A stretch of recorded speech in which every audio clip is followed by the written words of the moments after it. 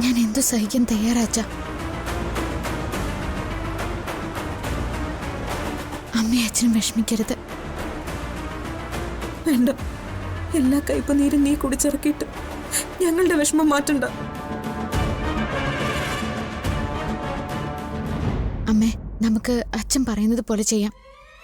ഒരു ചികിത്സ കൊണ്ട് ജീവന് മാറ്റം വരുമെങ്കിൽ നമ്മൾ എന്തിനാ അതിന് മടിക്കുന്നേ? എത്രയോ ആളുകൾ മാറുന്നത് നമ്മൾ കണ്ടിട്ടില്ലേ? മോശം പാതയിലൂടെ നടന്നവര് എത്രയോ പേര് നന്നായിട്ടുണ്ട്. നമുക്കങ്ങനെ പ്രതീക്ഷിക്കാമേ, നമുക്കങ്ങനെ പ്രാർത്ഥിക്കാം. സുജാതെ, സാധാരണഗതിയിൽ ഇങ്ങനൊരു വിഷയം ഉണ്ടാവുമ്പോൾ ഏറ്റവും കൂടുതൽ നമ്മൾ ബുദ്ധിമുട്ടുക ഇവളുടെ പൊസിഷനിൽ നിൽക്കുന്ന ഒരാളെ കൺവിൻസ് ചെയ്യാനായിരിക്കും. പക്ഷേ നമ്മൾ നമ്മുടെ കൂടെ ഉണ്ട്, ആത്മാർത്ഥമായിട്ട് തന്നെ കൂടെ ഉണ്ട്. അതുകൊണ്ട് ഇന്ന് തന്നെ നമ്മളൊരു സൈക്കാട്രിസ്റ്റിനെ കാണണം. ബാക്കിയൊക്കെ അയാൾ നിശ്ചയിക്കട്ടെ.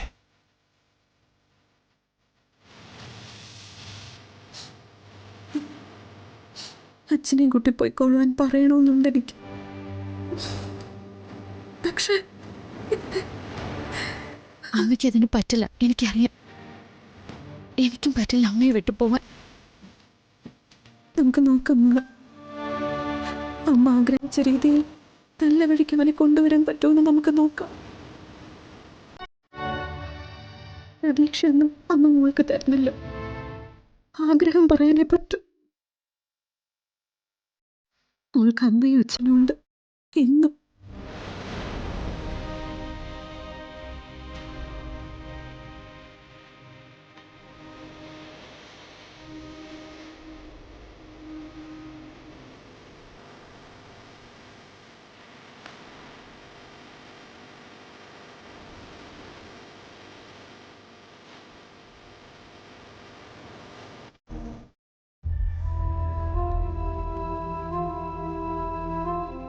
നമ്മൾ ഒന്നിച്ചുള്ള ഫോട്ടോ എടുത്ത ആൾക്ക് പ്രത്യേകിച്ചൊന്നും കിട്ടിക്കാണില്ലെന്ന് വിഷ്ണു പറഞ്ഞപ്പോൾ ആശ്വസിച്ചു. പക്ഷേ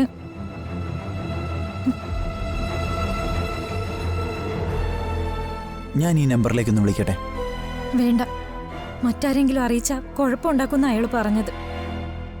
അവൻ ആരായാലും ഇങ്ങോട്ട് കുഴപ്പമുണ്ടാക്കുന്നതിന് മുൻപ് നമ്മൾ അങ്ങോട്ട് തേടി ചെന്നാ പോരെ? എനിക്ക് പേടിയാവുന്നു മനു. ഇത്തരം സിറ്റുവേഷനുകളിൽ പേടിച്ചൊതുങ്ങിയാൽ അവൻ പിന്നെ ഭീഷണിപ്പെടുത്തിക്കൊണ്ടേയിരിക്കും. അത് വേണ്ടെന്നേ. രണ്ടുപേരും ഇഷ്ടപ്പെട്ടു എന്നുള്ളതും അവർ തമ്മിൽ കണ്ടുമുട്ടി എന്നുള്ളതും ഇക്കാലത്ത് അത്ര വലിയ തെറ്റൊന്നുമല്ല. എന്തായാലും ഞാനൊന്ന് വിളിക്കാം.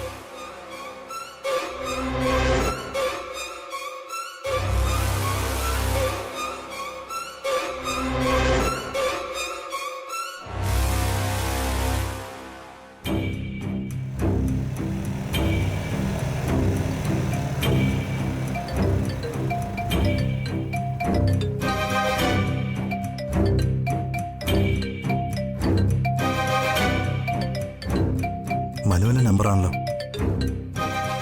അപ്പോൾ കാര്യങ്ങൾ മനുവിനെ അറിയിച്ചോ?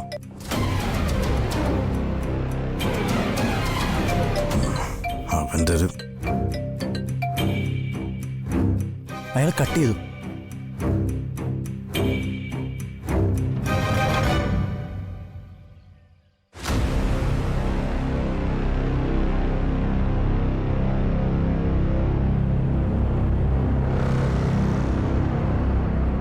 സ്വിച്ച് ഓഫ് ചെയ്തു. മനു, നിത്യേച്ചും അമ്മയോ ഈ കാര്യം അറിഞ്ഞാൽ എങ്ങനെയെങ്കിലും പിടിച്ചു നിൽക്കാൻ പറ്റും. പക്ഷെ ഏട്ടനറിഞ്ഞാൽ ആദ്യം ഉപദ്രവിക്കുന്നത് മനുവിനെ ആയിരിക്കും. താൻ പേടിക്കല്ലേ, നമുക്കിത് എങ്ങനെയെങ്കിലും കൈകാര്യം ചെയ്യാം. ഞാൻ എന്തായാലും വിഷ്ണുവിനോടൊന്ന് സംസാരിക്കട്ടെ. എങ്ങനെയെങ്കിലും ഈ നമ്പറിന്റെ ഉടമസ്ഥനെ നമ്മൾ കണ്ടുപിടിക്കും. വിഷ്ണുവിനെ അറിയിക്കണം. എടോ, അവൻ എൻ്റെ ഏറ്റവും അടുത്ത സുഹൃത്താ. ഞങ്ങൾ തമ്മിൽ ഷെയർ ചെയ്യാത്തതൊന്നുമില്ല. എനിക്ക് വേണ്ടി സ്വന്തം ജീവൻ തരാൻ പോലും അവൻ തയ്യാറാ. ജ്യോതി, താൻ പിടിച്ചു നിൽക്കാവുന്ന ഒരു വാക്ക് പറഞ്ഞാൽ മതി. ബാക്കി ഞാൻ ചെയ്തോളാം. തനിക്കൊരു പ്രശ്നവും വരില്ല, ഞാനല്ലേ പറയുന്നത്. എനിക്ക് നിന്നെ പിരിയാൻ പറ്റില്ല മനു. തൽക്കാലം വീട്ടിലൊരു കുഴപ്പമുണ്ടാവാൻ പാടില്ല, അത്രയുള്ളൂ. ഒരു കുഴപ്പമുണ്ടാവില്ല.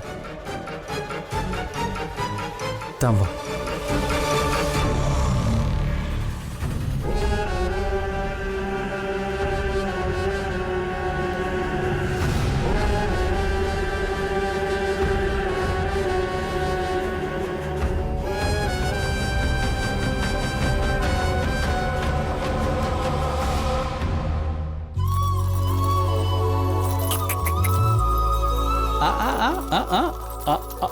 എന്ത് ഇത്?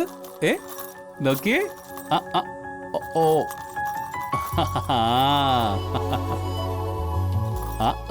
ആരാ ഇത്? അമ്മവാ, ഇവളെ കുളിപ്പിക്കണ്ടേ? അതിപ്പോ കുഞ്ഞുങ്ങളെ കുളിപ്പിക്കുന്നത് കണ്ടിട്ടുണ്ടെന്നുള്ളതല്ലാതെ അമ്മമാര് കൈകാര്യം ചെയ്യുന്ന പോലെ നമ്മളെ കൊണ്ട് പറ്റില്ലല്ലോ. നമുക്കൊരു കാര്യം ചെയ്യാൻ മോനെ, നമുക്ക് വീണിയോട് പറയാം. ഞാനേ പറയാൻ വന്നതാ. പക്ഷേ ഏത് കാര്യത്തിന് അവള് കണക്കുകളാണല്ലോ പറയുന്നത്. ഞാൻ പറയാടാ. എന്ത് നോക്കുന്നേ? എന്താ ഇത്? ഇപ്പൊ കുളിപ്പിക്കാട്ടോ. ദേ നോക്കേ.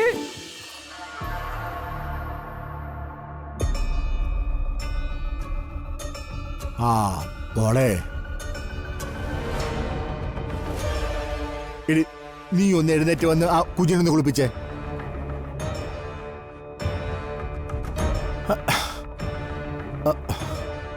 എടി മോളെ, നീ പറഞ്ഞത് കേട്ടില്ലേ? എനിക്ക് കുഞ്ഞിനെ കുളിപ്പിക്കാനൊന്നും അറിയില്ല. ആർക്കും ഇതൊന്നും നേരത്തെ അറിയണമെന്നൊന്നുമില്ല. അമ്മമാരായതിനു ശേഷം ഇതുപോലെ തോർന്നു ശീലിക്കുന്നത്. എനിക്ക് അതിനൊന്നും പറ്റില്ല. എന്തിനിങ്ങനെ കൂടെ കൂടെ ഓരോന്നിനും നിർബന്ധിക്കുന്നേ? എടി, അതൊരു കുഞ്ഞു ജീവനല്ലേ? എനിക്ക് വേണ്ടെന്ന് പറഞ്ഞില്ലേ? ഇതുകൊണ്ടൊക്കെ തന്നെയാ അതിനെ ആരെങ്കിലും കൊണ്ടുപോയിക്കോട്ടെ എന്ന് ഞാൻ പറഞ്ഞത്. അപ്പം തട്ടിപ്പറിച്ച് കൊണ്ടുവന്നവര് എന്റെ തലയിലോട്ട് കയറാൻ നിൽക്കുന്നു.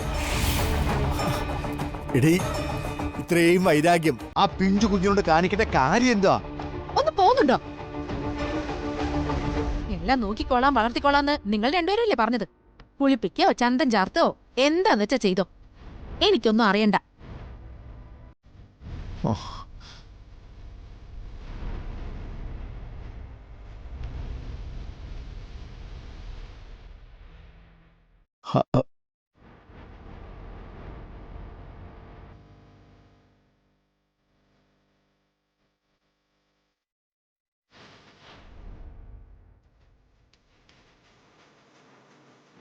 ചക്കിര മോളെ, ദേ നോക്കേ. കിളിക്ക് നോക്കേ.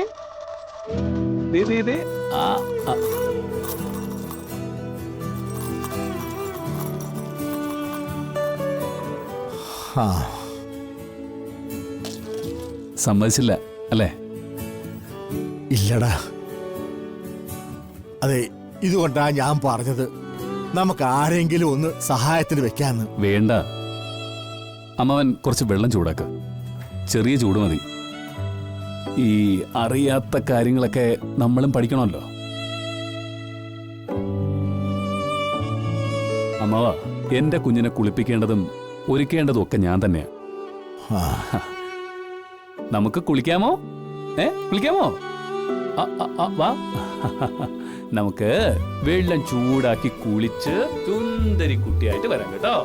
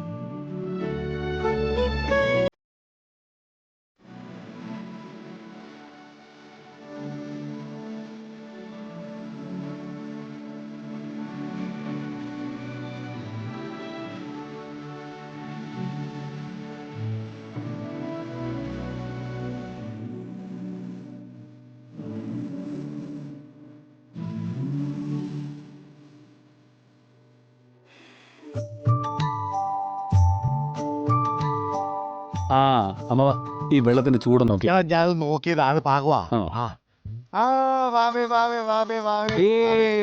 നമുക്ക് കുളിക്കാൻ പോണു.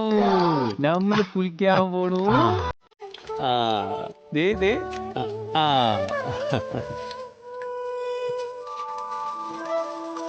വെള്ളത്തിന് ചൂടോട്ടോ.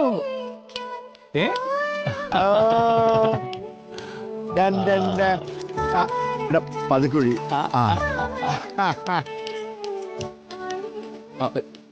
അല്ല ഈ കുഞ്ഞിന്റെ മുഖത്തെങ്ങനെയാ സോപ്പിടുന്നേ?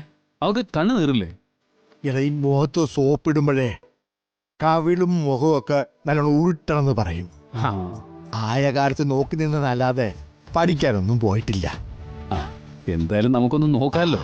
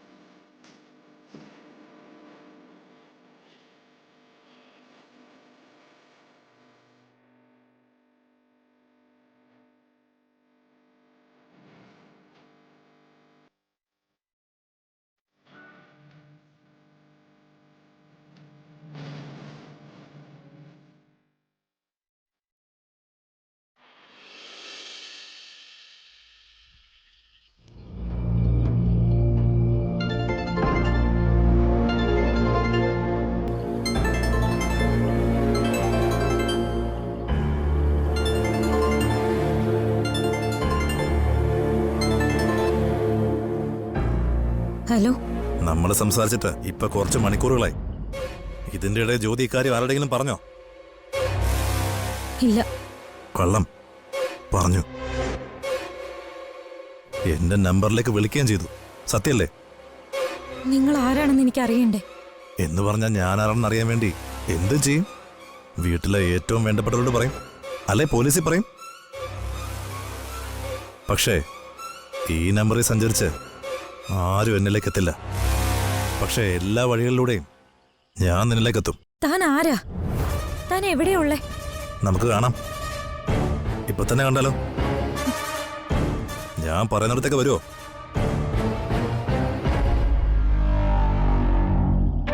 വരാം. താൻ തനിച്ചായിരിക്കുമോ അതോ എന്നെ അങ്ങ് തീർക്കാനുള്ള ആളെയും കൂട്ടി വരുമോ? അപ്പൊ നിനക്ക് പേടിയുണ്ടല്ലേ? ഉണ്ട്.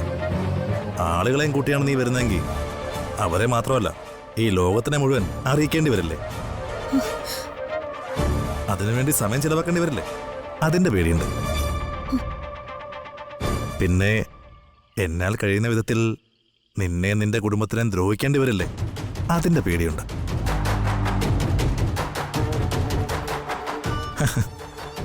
ഞാൻ എന്തിനാടി പെണ്ണെ നിന്നെ പേടിക്കുന്നത്?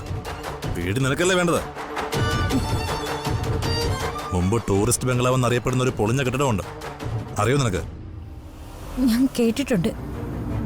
ഞാൻ അവിടെ ഉണ്ടാവും. ഒരു 15 മിനിറ്റിനുള്ളിൽ നീ അവിടെ വരണം. നല്ലപോലെ ആലോചിച്ച് വന്നാ മതി. നമ്മൾ തമ്മിലുള്ള കാഴ്ചയെ തെറ്റായിട്ട് എന്തെങ്കിലും സംഭവിച്ചാ നീ വീട്ടിലെത്തുന്നതിന് മുമ്പ് ഈ ഫോട്ടോസ് ലോകം മുഴുവൻ എത്തിയിരിക്കും. ഞാൻ വരാന്ന് പറഞ്ഞില്ലേ? ഓക്കെ, ഞാൻ കാത്തു നിൽക്കാം.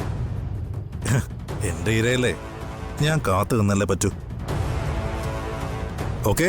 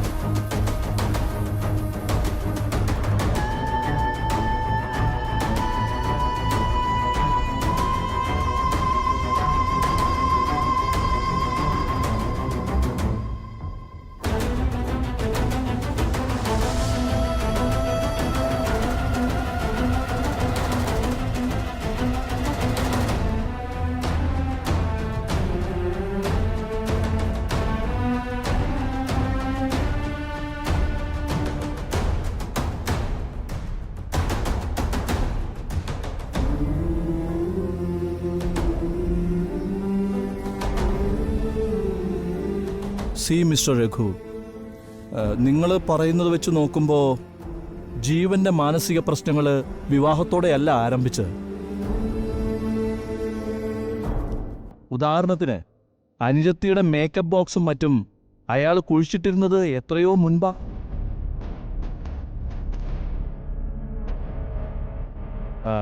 അന്നൊന്നും പ്രകടമായ രീതിയിൽ ഇതൊന്നും തിരിച്ചറിഞ്ഞിട്ടില്ല എന്നുള്ളതാണ് വാസ്തവം. ദാറ്റ് മീൻസ് വളരെ കാലമായിട്ട് ചില കോംപ്ലക്സുകൾ അയാളുണ്ട്. So it's a deep rooted. ഇങ്ങനെയുള്ളൊരു കണ്ടീഷനിൽ പേഷ്യൻറ്റിനോട് നേരിട്ട് സംസാരിക്കാതെ, അയാളെ നേരിട്ട് കാണാതെ ഒരു ട്രീറ്റ്മെൻറ്റും നമുക്ക് സാധ്യമല്ല. നിങ്ങൾ അച്ഛനമ്മമാർ അയാളെ വിളിച്ചിരുത്തി സംസാരിച്ച് ഒന്നിങ്ങോട്ട് കൊണ്ടുവരാൻ നോക്കൂ. അത് ഒരിക്കലും അവൻ സമ്മതിക്കില്ല ഡോക്ടർ. അങ്ങനൊരു കാര്യത്തിന് ശ്രമിച്ചാൽ അവൻ ചിലപ്പോൾ ഇതിനേക്കാൾ കൂടി എന്തെങ്കിലും കാര്യം ചെയ്യുമെന്ന് ഞങ്ങൾക്ക് പേടിയുണ്ട്. ഇപ്പോഴത്തെ പ്രശ്നങ്ങളിൽ നിന്ന് തൽക്കാലം പുറത്തു കിടക്കുക. അതിനുശേഷം ഞങ്ങൾ അവനിങ്ങോട്ട് കൊണ്ടുവരാം. ബുദ്ധിമുട്ടാണ്, പക്ഷേ നിങ്ങളുടെ ടെൻഷൻ മനസ്സിലാക്കാതെ പറ്റില്ലല്ലോ. പറഞ്ഞൊരു കണ്ടീഷൻസ് വെച്ച് നോക്കുമ്പോൾ അയാൾ കൂടുതൽ അപകടകാരിയായിക്കൊണ്ടിരിക്കുക. അമ്മയുടെ നേർക്കൊക്കെ തോക്കെടുത്ത് ചൂണ്ടാന്ന് വെച്ചാൽ എല്ലാ അതിരുകളും ലംഘിച്ചു എന്നുള്ളതിന്റെ തെളിവാ.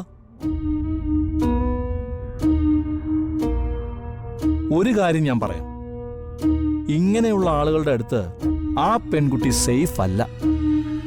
പ്രത്യേകിച്ച് ഇപ്പോഴുള്ള അയാളുടെ മാനസികാവസ്ഥ അവളെ ചുറ്റിപ്പറ്റി മാത്രമാണ്. തീർത്തും ഒരടിമയായി, അതും ഇക്കാലത്ത് നമുക്ക് ചിന്തിക്കാൻ കഴിയില്ലല്ലോ. എങ്ങനെയെങ്കിലും ഞങ്ങളെ ഒന്ന് രക്ഷിക്കണം ഡോക്ടർ. ഭക്ഷണം എടുത്തു വെച്ചാൽ അത് കഴിക്കാൻ പറ്റാത്ത അവസ്ഥയായി. I can understand. തൽക്കാലം അയാളുടെ ഈ എക്സൈൻഡോസിറ്റി ഉണ്ടല്ലോ, അതിൻ്റെ തീവ്രതയൊന്ന് കുറയ്ക്കണം. ഞാനൊരു മരുന്ന് എഴുതി തരാം. ഒരു കാരണവശാലും അത് നേരിട്ട് കൊടുത്താൽ അയാൾ കഴിക്കില്ല. ആ മരുന്ന് കഴിച്ചു കഴിയുമ്പോൾ ശാരീരികമായി ഒരല്പം തളർച്ചയുണ്ടാവും. മനസ്സ് മുന്നോട്ട് കുതിച്ചാലും ശരീരം അതിനൊപ്പം പോകാത്തൊരവസ്ഥ. ചില പേഷ്യൻസിന് അങ്ങനെയുള്ള കണ്ടീഷൻസിൽ വീണ്ടും വിചാരം ഉണ്ടാകാറുണ്ട്. എല്ലാവരും അങ്ങനെ ആവണമെന്നില്ല. എനിവേ, നമുക്കൊന്ന് ട്രൈ ചെയ്ത് നോക്കാം. ആരും അറിയാതെ ആ മരുന്ന് അയാളുടെ ഉള്ളിലെത്തിക്കാൻ സാധിച്ചാൽ നമുക്ക് പ്രതീക്ഷിക്കാം. അറ്റ്ലീസ്റ്റ് അയാളെ എൻ്റെ മുന്നിലേക്ക് എത്തിക്കാനെങ്കിലും അതുകൊണ്ട് സാധിച്ചേക്കും. സോ അത്തരമൊരു പരീക്ഷണത്തിന് നിങ്ങൾ തയ്യാറാണെങ്കിൽ? ഞങ്ങൾ തയ്യാറാണ്. അവന്റെ മനസ്സിലെ തോന്നലുകളെല്ലാം പരിപൂർണമാക്കി മാറ്റിയെടുത്ത് അവനൊരു നല്ല മനുഷ്യനാക്കണമെന്ന ഞങ്ങളുടെയൊക്കെ ആഗ്രഹം. എന്നോ ഓക്കെ.